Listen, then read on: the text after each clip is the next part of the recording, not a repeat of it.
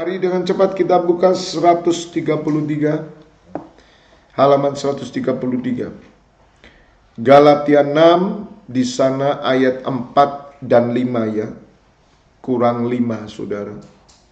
Baiklah, tiap-tiap orang menguji pekerjaannya sendiri, maka ia boleh bermegah melihat keadaannya sendiri, dan bukan melihat keadaan orang lain. Sebab tiap-tiap orang akan memikul tanggungannya sendiri. Katakan amin. Bapak ibu saudara, keimaman itu berbicara pribadi. Keimaman bukan berbicara umum, publik, bukan. Keimaman bukan ditonton. Keimaman bukan pertunjukan. Sebab Tuhan Yesus menegur ahli Taurat dan orang Farisi. Kamu berdoa memakai jubah panjang di tikungan-tikungan supaya kamu ditonton orang. Saudara dengar, keimaman itu sifatnya pribadi. Di dalam pribadi selalu ada perjanjian. Ingat saudara, sebagaimana doa saya. Kalau saudara tidak mengerti perjanjian, kalau saudara tidak pernah membaca kitab suci, sebab Allah memulai karyanya dengan perjanjian. Pernikahan kita dengan perjanjian. Kita sebagai anak Tuhan dengan perjanjian. Kita sebagai hamba Allah dengan perjanjian. Kita sebagai gembala, perjanjian semua. Tidak ada yang tidak dengan perjanjian. Tetapi sayangnya, siapa yang mengikatkan diri dengan perjanjian? Sifat manusia, janji sekedar janji. Mereka tidak pernah menepati. Saudara, mari kita berubah. Oleh karena itu, Bapak Ibu Saudara harus mengerti. Jangan pernah saudara memperhatikan orang lain. Jangan melihat keadaan orang lain. Ini konteksnya bukan tidak peduli, bukan. Supaya saudara mengerti apakah saudara memiliki perjanjian keimaman itu. Ujilah saudara, ujilah sendiri dirimu. Supaya saudara bahagia. Sedemikian yang saya doakan tadi ketika saya berdoa bagi keluarga-keluarga Kristen. Betapa bahagianya saya, saudara. Kami punya perjanjian. Saya pribadi dengan Bapa dan Tuhan Yesus serta Roh Kudus punya perjanjian. Saya sebagai kepala di tengah keluarga.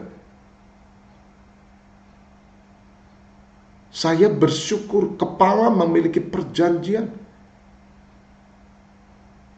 Maka istri, anak, menantu, cucu, kami hidup dalam perjanjian. Saya menguji saudara. Saya menguji apakah saya hidup dalam perjanjian keimaman. Sebab keimaman itu diikat dengan perjanjian garam.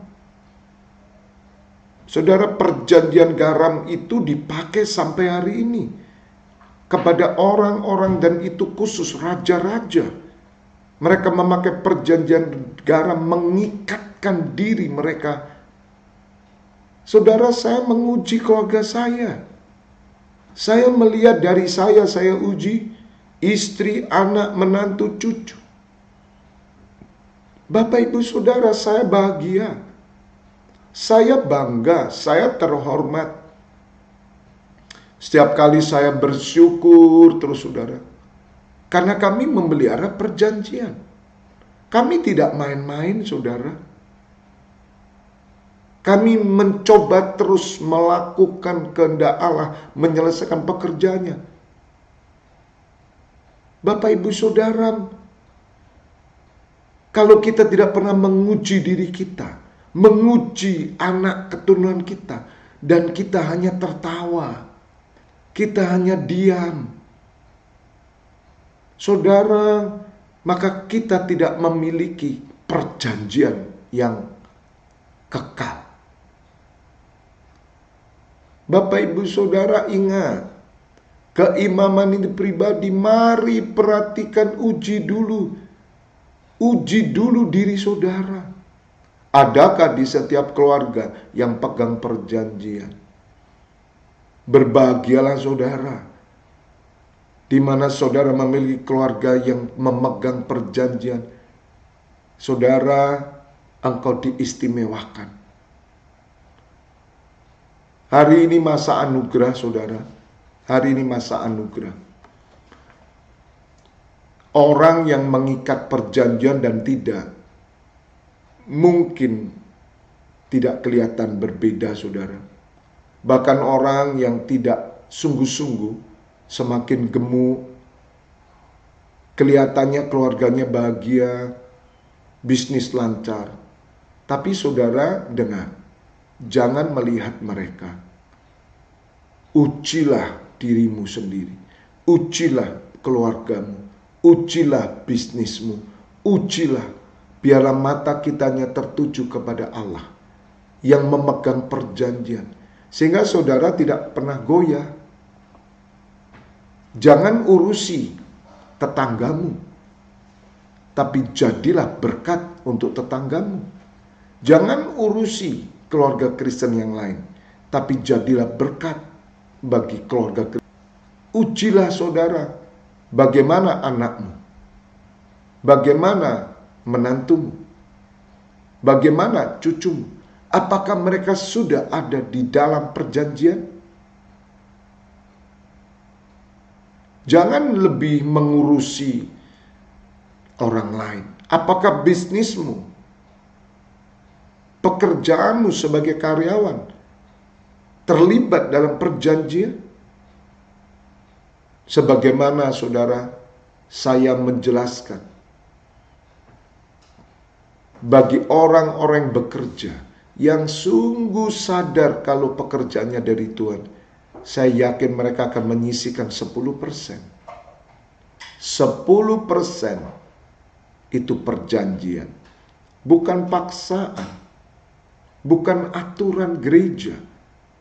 Saudara, jangan ada ikut-ikutan di luar sana, berdebat soal persepuluhan. Jangan saudara, baca Alkitab, temukan perjanjian, baca Alkitab, sehingga saudara melakukan, menyisihkan berkat yang Tuhan beri itu. Dengar saudara, berkat itu dari Tuhan. Bisnis saudara dari Tuhan. Kalau yang dari Tuhan itu dikembalikan ke Tuhan itu kehormatan saudara, kehormatan. Maka saya mengajak saudara melalui sekolah imam ini, mari uji pekerjaan saudara sendiri. Saya yakin kalau setiap imam menguji dirinya, keluarganya, saya percaya akan tercipta keluarga-keluarga yang solid, keluarga-keluarga yang kokoh. Inilah keluarga Tuhan Yesus. Yang mengerti katakan amin. Roma 12 ayat 11 sampai dengan 12. Saudara minta maaf, ada tambahan ya. Ini bukan cuma 11, nanti 10.000 cetak buku akan saya revisi. Janganlah hendaknya kerajinanmu kendor, biarlah rohmu menyala-nyala dan layanilah Tuhan. Bersukacitalah dalam pengharapan, sabarlah dalam kesesakan, dan bertekunlah dalam doa. Apapun keadaan kita, tetaplah bertekun dalam doa. Karena hanya berdiri sebagai pendoa syafaat, maka kita akan menjaga minyak kita penuh. Kerajinan kita jangan pernah kendor dalam melayani Tuhan, sehingga api Tuhan di dalam roh kita tetap membara. Jangan kita terpengaruh dengan orang Kristen yang sibuk dengan hal duniawi tanpa memperhatikan minyak mereka. Apapun keadaan kita, tetaplah sabar dan bersukacita, serta lakukan tugas keimaman. Tetaplah fokus pada diri kita di hadapan Tuhan, dan bawalah seisi rumah kita untuk tetap setia melakukan perkara-perkara rohani. Sebab ketika waktunya tiba, maka tidak ada kesempatan bagi kita untuk mengisi minyak lagi. Hari ini kasih karunia Tuhan masih tersedia, maka segeralah persiapkan minyak itu selalu penuh, sehingga pelita kita tidak sampai padam. Bapak ibu saudara, kenapa Tuhan ajarkan supaya kita memperhatikan keadaan kita sendiri, supaya kita tahu minyak kita ini sedang habis atau tidak. Minyak keluarga kita itu sedang habis tidak? Karena 5 gadis bijaksana selalu memperhatikan minyaknya. Saudara, bagaimanakah minyak istri saudara? Bagaimanakah minyak suami saudara? Bagaimanakah minyak anak saudara? Bagaimanakah minyak menantu saudara? Bagaimanakah minyak cucu saudara? Siapa yang memperhatikan minyak ini? Siapa yang peduli dengan minyak ini? Minyak itu berbicara roh.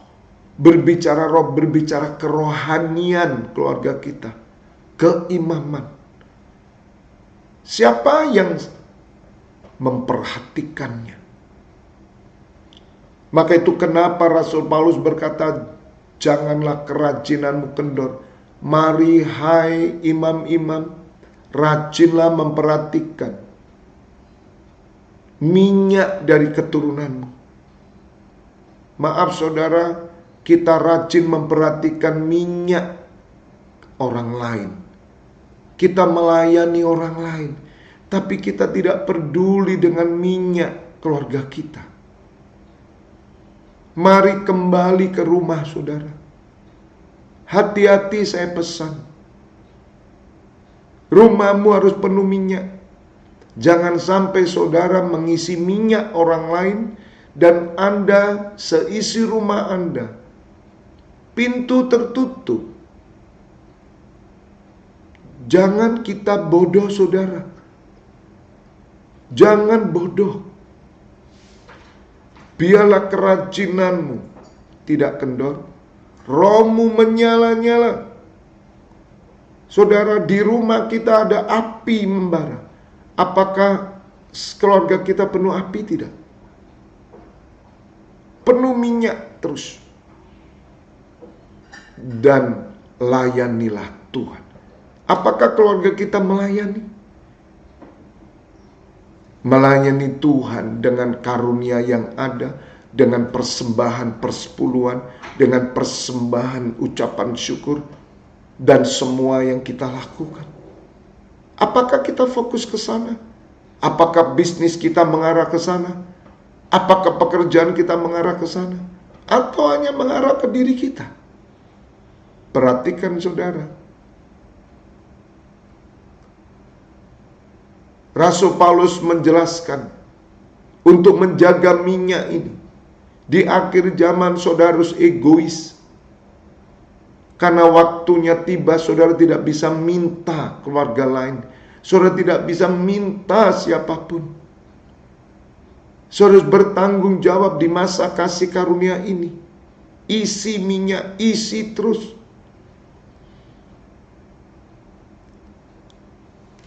Bersukacitalah di dalam pengharapan. Bersukacita, saudara. Bagaimana saudara bersukacita dalam pengharapan?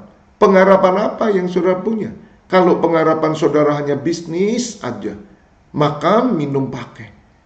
Bagaimana Anda memperhatikan anak, menantu, cucu? Bagaimana Anda memperhatikan? Kenapa saudara bersukacita? Apakah saudara hari ini bersukacita? Pengharapan apa yang kamu punya? Coba cek dong. Sedikit loh saudara orang bersuka cita. Sedikit. Tapi Anda mengejar sukacita itu nanti. Karena ada banyak keluarga yang anaknya masih belum beres, suaminya atau istrinya dan semuanya. Tapi saya bersuka cita.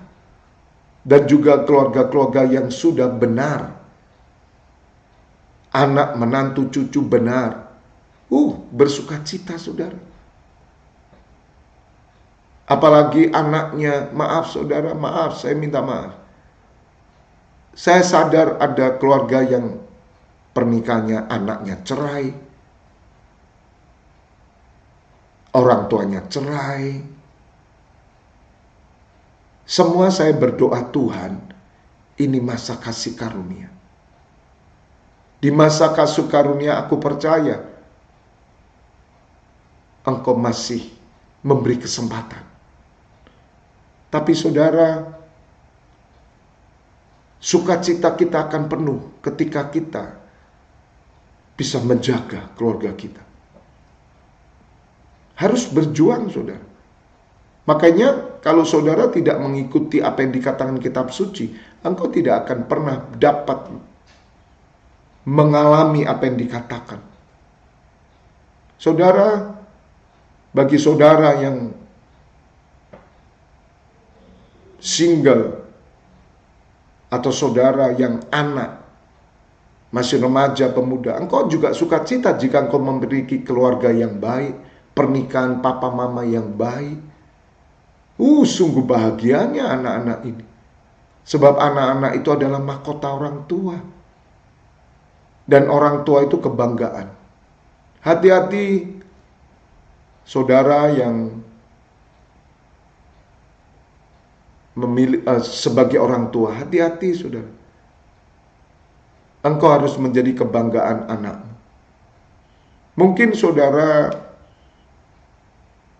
bukan mama kandung, karena saudara baru menikah. Tuhan izinkan Anda menikah dan Anda punya anak, bukan anak kandung, tapi engkau orang tua. Jadilah kebanggaan. Jadilah kebanggaan. Sebab ada banyak orang menjalani pernikahan tidak menjadi kebanggaan.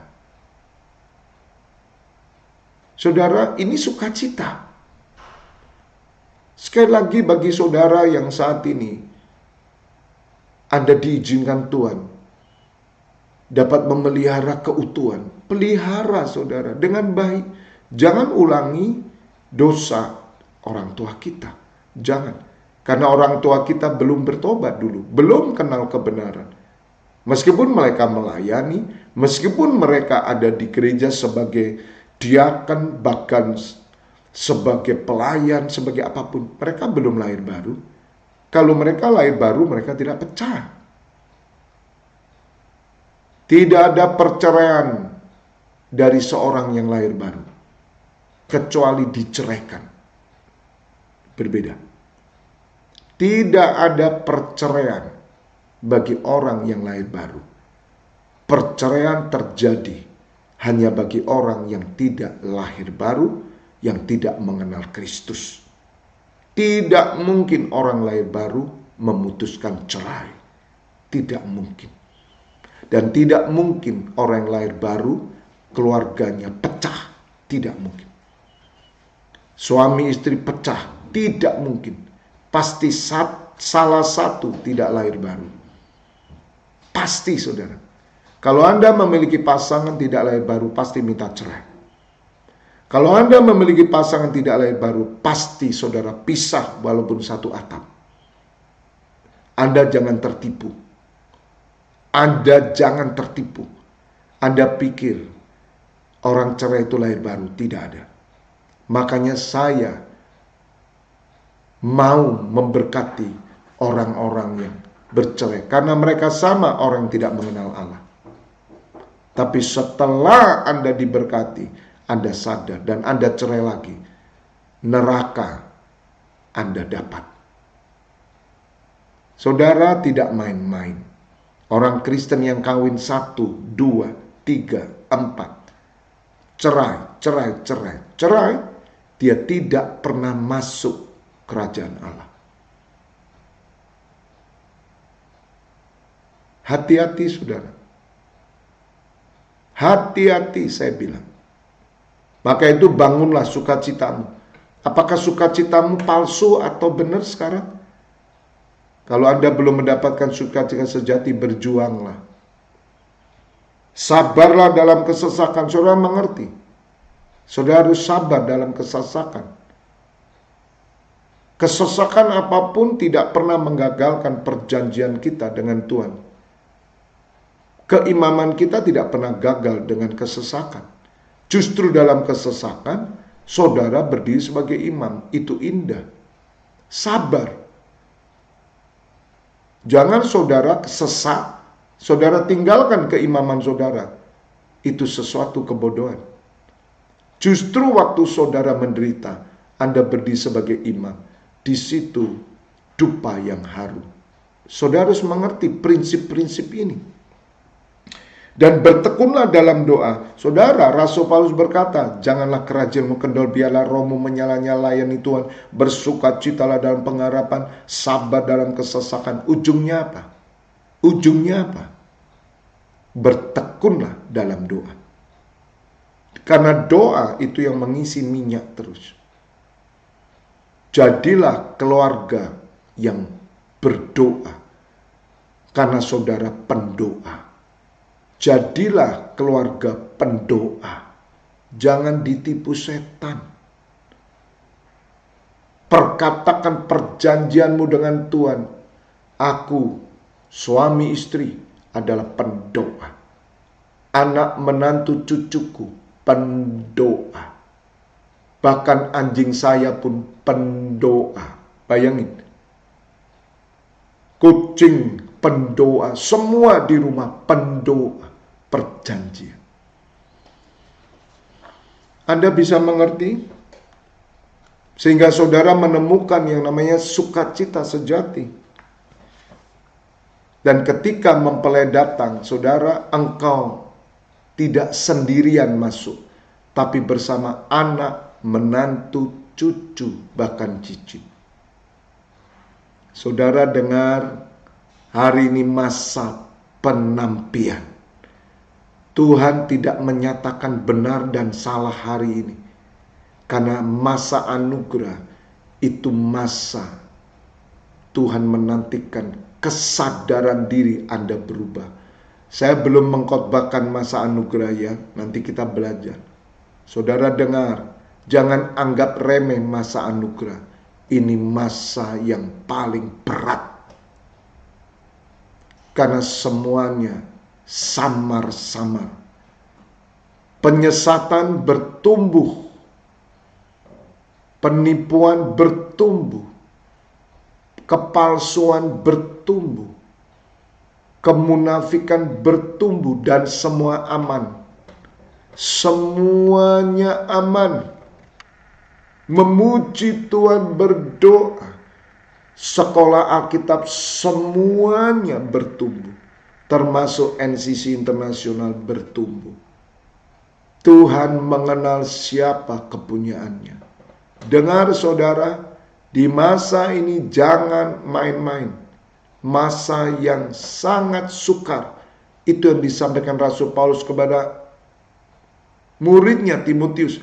Masa yang sukar itu bukan sekedar bicara ekonomi. Tapi masa sukar secara rohani. Sukar sekali. Saudara, perhatikan keadaan. Jangan paksa orang. Orang mau, monggo. Tidak mau, silakan. Perhatikan dirimu. Jangan sibuk mengurusi orang. Perhatikan dirimu dan keluargamu. Supaya engkau tidak tertolak. Karena Rasul Paulus berkata, aku melatih tubuhku dan menguasainya sepenuhnya. Supaya ketika aku selesai memberitakan Injil, aku sendiri tidak ditolak. Betapa takutnya Rasul Paulus ditolak. Dengar saudara, jangan anggap remeh masa ini. Jangan. tapi kuasai dirimu, latih dirimu sepenuhnya. Dan mari bawa seisi rumah kita. Bawa saudara. Yang ngerti katakan amin. Keimaman roh atau daging. Perhatikan. Ada dua keimaman yang dapat dilakukan oleh para imam. Yaitu keimaman roh atau daging. Bedanya keimaman roh dan daging. Yakni. 1. Keimaman roh adalah seorang yang melakukan tugas keimaman sebagai kehidupan yang mengubahkan karakter secara pribadi. Akibat dari impartasi roh doa dan nubuatan yang ia naikkan dengan sungguh-sungguh. Ia mengalami transformasi hidup setiap hari menuju keserupaan dengan Kristus. Perhatikan saudara, ada ukuran Tuhan Yesus tentang imamnya. Dalam Wahyu 11 ayat 1 ada ukuran dengan buluh, kemarin saya jelaskan. Yang diukur adalah bait, mesbah, dan orang beribadah itu siapa? Imamnya. Saudara, kualitas imam menentukan mesbah. Mesbah sangat menentukan bait. Bait Allah harus ada mesbah, dan mesbah ditentukan oleh imam yang berkualitas. Oleh karena itu saudara harus mengerti, ada keimaman roh. Tuhan Yesus berfirman, Allah mencari penyembah yang sejati. Siapa penyembah sejati? Imam yang sejati. Siapa imam yang sejati? Imam yang menyembah dalam roh dan kebenaran. Saudara harus mengerti apa yang dimaksud keimaman roh dan bukan keimaman daging. Keimaman roh adalah satu perubahan karakter dari seorang akibat doanya. Saudara, keimaman roh terjadi dari orang-orang yang setiap hari berdoa, syafaat, dan spirit itu mengubahkan karakternya. Kalau saudara menjadi imam, tapi engkau masih tersinggungan, engkau masih memiliki karakter buruk, saudara dengar, engkau daging. Keimaman daging tidak diterima oleh Tuhan. Tuhan mencari keimaman roh. Oleh karena itu mari kita lihat apakah kita imam roh atau daging. Coba perhatikan. Apakah kita berubah setiap hari? Apakah kita mengalami transformasi hidup kita menuju keserupaan Kristus? Saudara dengar, perubahan karakter menentukan apakah yang kau lakukan selama ini roh atau daging. Saudara harus menguji sendiri. Kamu tahu apakah kamu masih daging atau roh? Sebab jika engkau daging, keimaman yang kau lakukan sia-sia. Yang kedua, keimaman daging adalah seorang yang melakukan tugas keimaman sebagai rutinitas dan keterampilan berdoa dan bernubuat oleh karunia yang dia terima, tetapi tidak mengalami perubahan karakter atau sifat yang menuju keserupaan dengan Kristus. Doa, penyembahan, dan nubuatan yang diterima oleh Allah Bapa di surga sebagai dupa yang harum adalah doa oleh keimaman roh, bukan daging. Perhatikan saudara. Jika saudara melakukan keimaman setiap hari, itu sebagai rutinitas, maka itu tidak mengubah karakter saudara. Tapi Anda memiliki karunia, keterampilan, berdoa, bernubuat, itu sebagai kefasihan saudara. Anda bisa mengerti. Itu sebagai kefasihan saudara.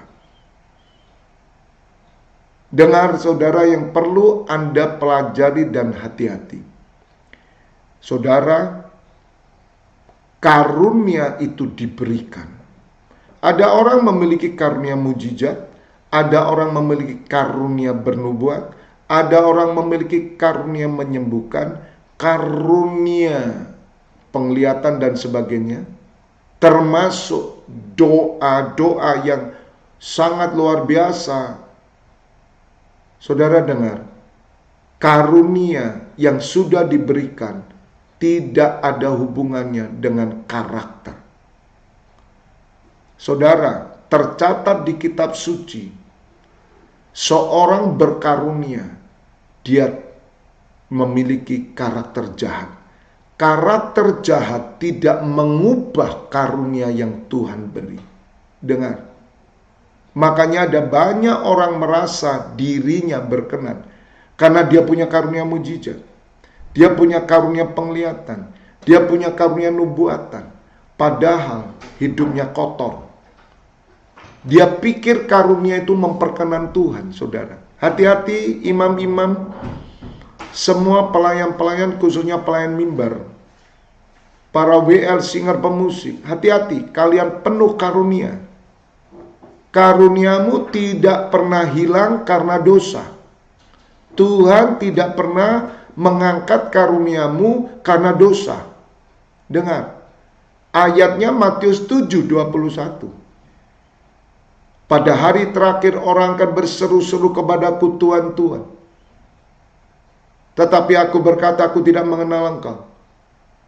Dan mereka berkata, bukankah kami berkarunia mujizat, berkarunia penglihatan, berkarunia nubuatan? Kami sudah mengusir setan. Tuhan berkata, hanyalah kamu pembuat kejahatan. Jadi kesimpulannya, orang jahat penuh karunia. Karunia tidak pernah diambil, saudara harus mengerti ini. Saudara harus mengerti ini, kenapa Tuhan Yesus berkata kamu jahat, tapi kok bisa mendoakan. Jadi jangan bangga kalau saudara bisa mendoakan, tapi karaktermu buruk dan Anda merasa Allah berkenan. Tidak, tidak. Saudara harus mengerti, karunia tidak terpengaruh dengan kejahatan. Anda menipu sana, nipu sini, pinjam sana, pinjam sini, tidak dibayar. Anda janji sama orang, Anda selalu menipu, Anda tidak menepi janji, tapi kamu full of gift. Sebab karunia itu artinya gift. Gift itu hadiah. Saudara, Allah itu tidak mengambil gift. Anda mengerti maksud saya? Sebagaimana orang di dunia, di luar sana, dulu saya sering datang ke paranormal. Saudara, orang kalau sudah punya karunia paranormal, dunia ya, saya katakan ini ngomong dunia dulu ya. Meskipun dia, maaf, punya istri 5, dia suka begini-begini, karunianya nggak hilang. Asal dia melakukan perjanjian-perjanjian dengan kuasa yang lain. Anda mengerti sekarang? Jadi Anda jangan berharap Tuhan tetap mengasihi kita. Sebagaimana kemarin saya jelaskan, nanti Minggu saya akan pertajam. Dengan tema, hati-hati jebakan iblis. Hati-hati. Karena saudara selalu berkata, Tuhan Yesus mengasihi aku apa adanya. Kemarin saya kasih tahu. Anda akan mengerti apakah arti agape. Selama ini orang tidak ngerti agape. Termasuk AI pun tidak ngerti, saudara. Cari. Saya mendapatkan pewahyuan agape sebagaimana Tuhan bertanya kepada Simon, apakah engkau mengasihi aku? Simon menjawab 3 kali. Saudara, nanti Minggu saya jelaskan, supaya Anda tidak jatuh pada jebakan setan. Ternyata setan mengasihi kita apa adanya. Kalau Tuhan mengasihi kita, ada apanya. Karena kitab suci itu bersyarat. kitab suci tidak tanpa syarat. Hati-hati. Hati-hati saudara. Tuhan itu bersyarat. Nah kembali. Jadi apa yang Tuhan beri karunia? Hati-hati. Saudara, Tuhan berkata engkau jahat. Maka itu keimaman daging itu tidak berkenan. Karena keimaman daging itu tidak pernah dibarengi perubahan karakter. Yang suka nipu-nipu, yang suka main cowok, perempuan terus, yang suka berbohong, terus berbohong, jahat, niatannya selalu jahat. Dan saudara pikir Anda selamat karena Anda punya karunia. Saudara dengar, pembuat mujizat, pengusir setan, ditolak sama Tuhan Yesus. Jadi kita mengerti, di NCC Internasional yang Tuhan cari imam yang roh, bukan imam daging. Kalau imam daging, saudara, capek deh. Bagaimana saudara tahu apakah saudara imam daging atau roh? Lihat diri saudara sendiri dong. Lihat istri saudara, lihat suami saudara. Apakah suamimu melihat engkau berubah enggak? Lihat anakmu toh. Mau anak kandung, mau bukan anak kandung, suruh ngelihat apakah saudara itu jadi contoh. Kalau mereka berkata, tetap saja Bapak, dari dulu ya seperti ini, kalau doa saja pinter, tapi kelakuannya Pak, apakah Anda ngerti sekarang? Sekolah imam menyatakan apakah Anda imam roh atau daging. Daging tidak diterima saudara. Terakhir Mazmur 24 ayat 3-6. Siapakah yang boleh naik ke atas gunung Tuhan? Siapakah yang boleh berdiri di tempatnya yang kudus? Perhatikan. Ini bersyarat. Siapa bilang Tuhan itu tanpa syarat? Siapa yang bilang Tuhan tanpa syarat? Mari berubah. Ini bersyarat. Siapa yang boleh naik ke gunung Tuhan? Orang yang bersih tangannya dan murni hatinya. Yang tidak menyerahkan dirinya kepada penipuan dan yang tidak bersumpah palsu. Perhatikan saudara, kalau tanganmu kotor, hatimu kotor, engkau hidup dalam penipuan, kepalsuan, engkau tidak layak berdiri sebagai imam. Bertobatlah lebih dahulu. Hanya orang yang bersih yang menerima berkat dari Tuhan. Perhatikan, dialah yang akan menerima berkat dari Tuhan dan keadilan dari Allah yang menyelamatkan dia. Itulah angkatan orang-orang, perhatikan, yang menanyakan dia, yang mencari wajah-Mu ya Allah Yakub. Saya berharap pagi hari ini saudara mengerti kebenaran. 5 gadis bijaksana menjaga minyaknya, memperhatikan minyaknya. Mari pagi hari ini imam-imam, perhatikan minyak saudara.